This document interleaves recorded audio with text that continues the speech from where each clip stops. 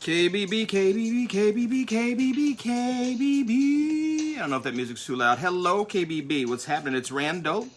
Hello, hello. I just wanted to get on and share a value proposition, if you will, with you all.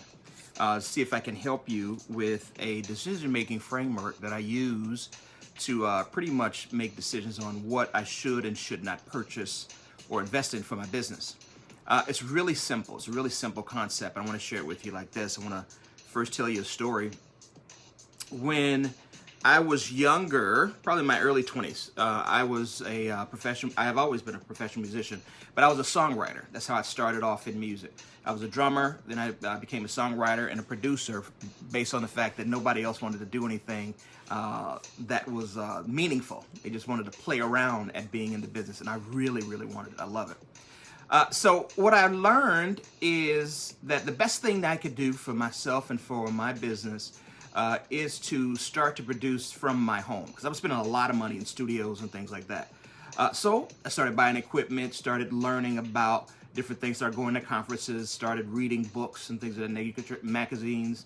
Had subscriptions to just about every, Rolling Stone, Vibe magazine back in those days. All the music periodicals I had coming through, and I used to work in a music store for years. Used to manage a music store, so I had access to all those things.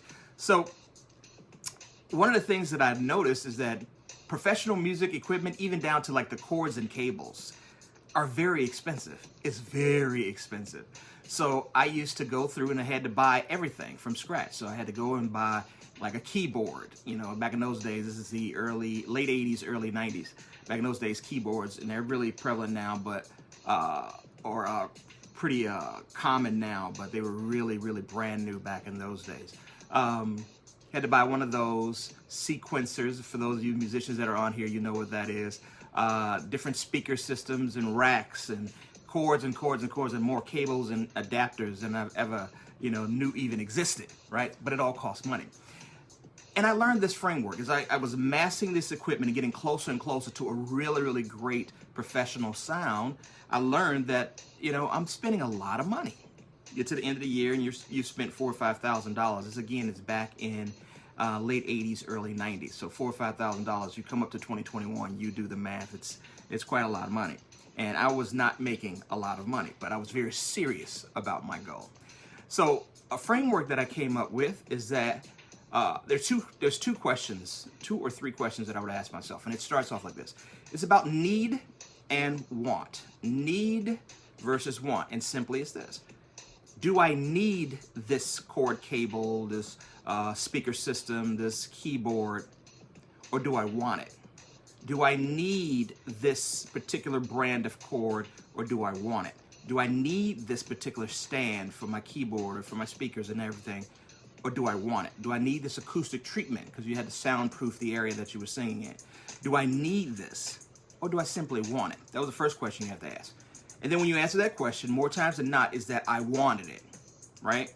Which we want stuff because we have this shiny, shiny bell syndrome. What is it? Shiny thing. I don't remember what it's called, but the shiny thing syndrome, all of us have it, and it's in every industry, right? So I'm like, okay, do I need it or do I want it? Then I answered that. It usually is that I wanted it.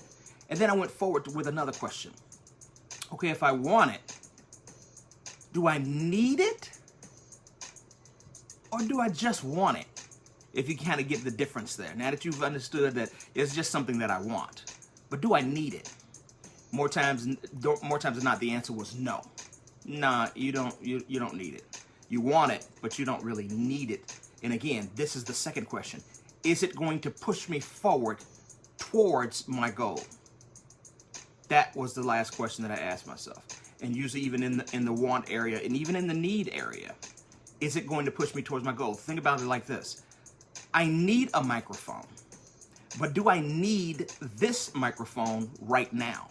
Or can I just use a less expensive microphone, create some income, and then go and get a more expensive microphone? Get it? Get it? Do I need it right now, or do I just want it? Anything that I just want, I put it in a bucket. The things that I need, I would go one layer deeper and say, okay, just like with the wants, I would say, okay, is that something that I need right now to move me closer to my goal or faster towards my goal? And if the answer was no, I didn't purchase it. Real simple concept, real simple concept, real simple concept. It kept me from so many heartbreaks, because there are sometimes you'll buy something and you just get like, you're angry with yourself that you spent the money. Once you get it, you unbox it, it's like, oh, okay, this is nice. That's one of the reasons why we have that kind of like, oh, okay, buyer's remorse, if you will. It's like, okay, this is nice, but I don't really need this right now. I need it, but I don't need it right now. So just wanted to give you that framework. I hope you guys are doing well all around the world. Hope you're finishing up. For those of you that are new, welcome to KBB. You found it, you guys. You found it. Get through the program, pull out of it what you need, and start to implement it this year. And I know that you will not be sorry. Appreciate you all. Hope you're having a great day and a great week. And February is your month. Let's get out and crush it. All right? Bye.